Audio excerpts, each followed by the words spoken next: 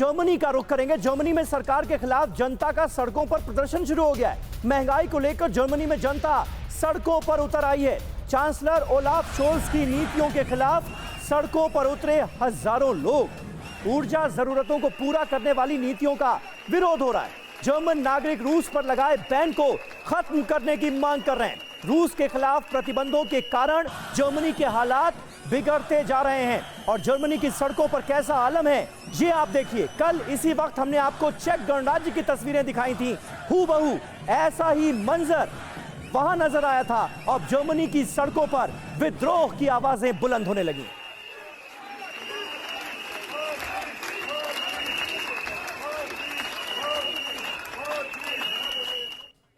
तो सर्दियों की आहट, आपने एक बहुत फेमस डायलॉग सुना होगा, एक बहुत फेमस वेब सीरीज है विंटर इज कमिंग। ये डायलॉग अब यूरोप को डरा रहा है। सर्दियों की आहट से पहले जर्मनी में बर्बादी का डर देखने को मिल रहा है। जर्मनी में ऊर्जा संकट से निपटने के लिए उपाय किए गए।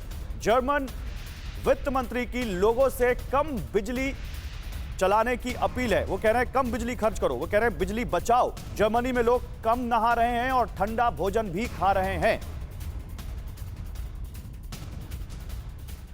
तो जर्मनी में आखिर क्यों इतना बड़ा प्रोटेस्ट हो रहा है, आइए आपको जर्मनी की पूरी दशा हम समझाते हैं कि रूस से एनर्जी रुकने से आखिर इस देश का क्या हाल हुआ है और क्यों यहाँ के लोग अब सड़कों पर उतरने को मजबूर हो गए। देखिए, रूस की मर्जी संकट में जर्मन एनर्जी। जर्मनी में रात 11 बजे के बाद सड़कों पर बत्ती धीमी हो जाती है क्योंकि एनर्जी का संकट है। वहां पर सरकारी दफ्तरों, सिटी हॉल और राइन ब्रिज की रात में लाइट बंद हो जाती है। भारी बिजली संकट से इस वक्त जर्मनी जूझ रहा है। फुटबॉल स्टेडियम, कैथेड्रल की भी रात में लाइट्स ऑफ कर दी जाती है।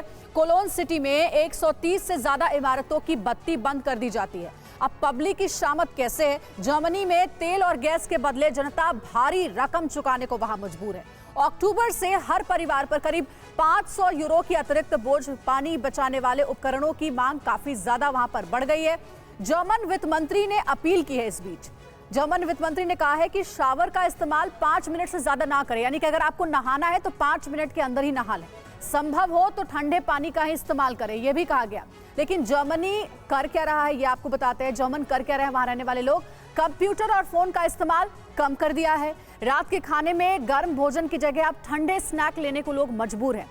हीटिंग 1 डिग्री कम करने के लिए 6% तक की एनर्जी बचा रहे हैं वहां के लोग। नहाना और एयर कंडीशनर का इस्तेमाल भी कम कर दिया गया है। तो ये मजबूरी है इस वक्त जर्मन के पास, क्योंकि भारी बिजली के संकट से जर्मनी जूझ रहा है और कई सारी जो वहां पर समस्याएं वो देखने को मिल रही हैं।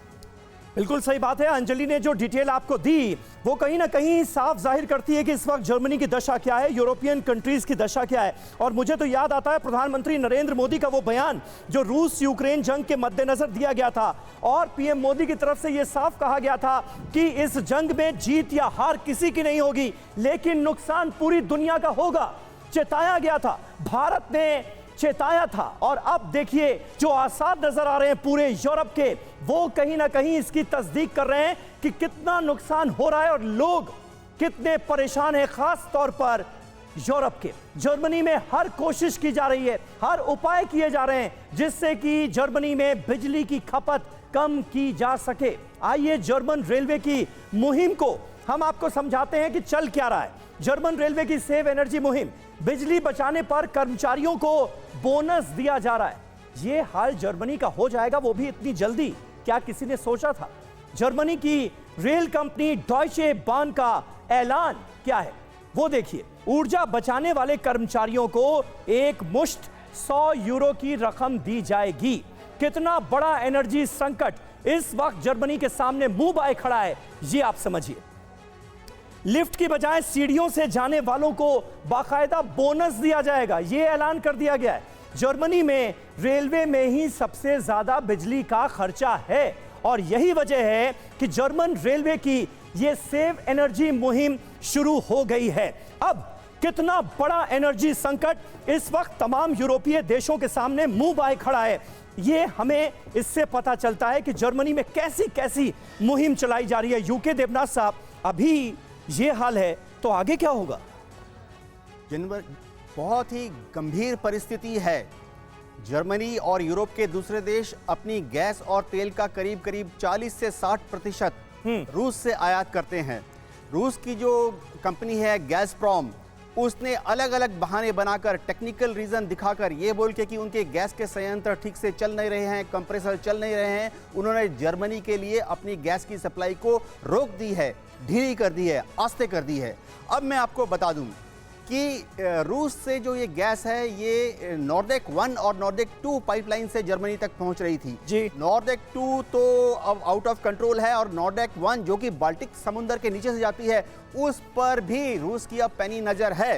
रूस चाहता है कि सर्दियों के पहले ही जर्मनी को इस तरह से गैस की सप्लाई कम कर दे, ताकि जर्मनी लेकिन सचदेवा सर, सर्दियों के लिए कोई गैस सचदेवा जमा सर, ना कर सके। ये समझाइए सचदेवा सर, क्या रूस जानबूझकर ये प्रेशर बिल्डअप कर रहा है, ये समस्या सबके सामने पैदा कर रहा है? जर्मनी में हालात ऐसे हैं कि लोगों को कहा जा रहा है कि 5 मिनट के अंदर ही शावर आप ले लीजिए, बिजली का कम से कम उपयोग करिए, और जर्मनी ये कह रहा है ईयू कंट्री से, वेस्टर्न कंट्री से, कि सैंक्शन हटाइए आप, बहुत बड़ी मुसीबत आने वाली है।